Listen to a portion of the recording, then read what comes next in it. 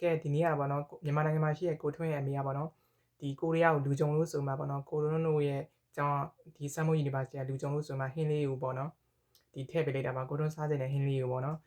ဒီလူကြုံထည့်ပေးရဆိုတော့အများကြီးတော့ထည့်လို့မရဘူးပေါ့နော်နည်းနည်းလေးထည့်ပေးလိုက်တယ်။ဘာလေးလဲဆိုရင်ဒီကပါငပိကြော်ရယ်ဒီကကြပေါ့နော်ဒီတရတီတောင်းရယ်ဒီကကြတော့ပဲပုတ်ထောင်းရယ်ဒါကြတော့ပေါ့နော်လက်ဖက်နှက်လေးပေါ့နော်တစ်ဖက်ကိုနှက်ထားပေါ့နော်ထည့်ပေးလိုက်တာအဲ့ဒါဒီနေ့ရောထမင်းစားလို့ကောင်းပြီပေါ့နော်အဲ့နဲ့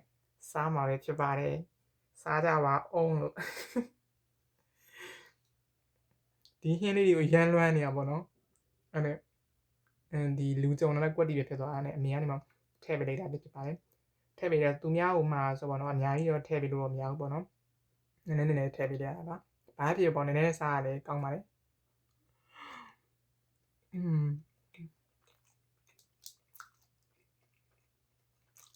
ပဲပုတ်ထောင်လည်းအမေကဒီရောက်ပြီးစီစမ်းလိုက်အောင်လို့ညဟိုမှာတော့စီမထည့်ဘူးပေါ့နော်ဘာလို့စီထည့်သူတို့ weight တွေပါတက်သွားမှာဆိုပေါ့နော်ဒီလင်းပေါ်တဲရမှာဆိုတော့ဒါပေမဲ့ကိုတော့မစမ်းတော့ပါဘူးဒီတိုင်းစားရတယ်ကောင်းစိုက်တယ်ပေါ့နော်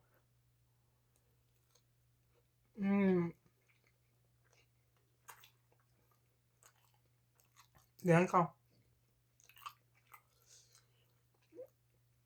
ဒီနေ့ထမင်းများစားမယ်ဆိုမှထမင်းကိုအများကြီးထည့်ထားတော့မိုက်တယ်မှုရနေပဲတစ်ပတ်တည်းရတယ်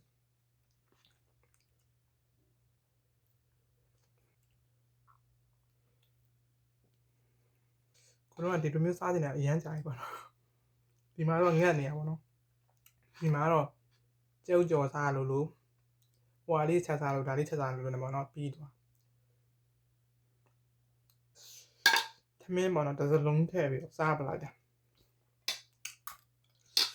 မြန်မာပြည်ကထမင်းနဲ့ဆိုတော့လေထမင်းတစ်စလုံးကြီးကကုန်သွားဆက်လဲတော်တော်ဆက်တယ်ရမ်းလဲကောင်းတယ်လို့နော်အမေကိုပြောချင်တာအမေတို့ကလည်းဒီမှာအလုပ်တွေစူးစမ်းနေပါတယ်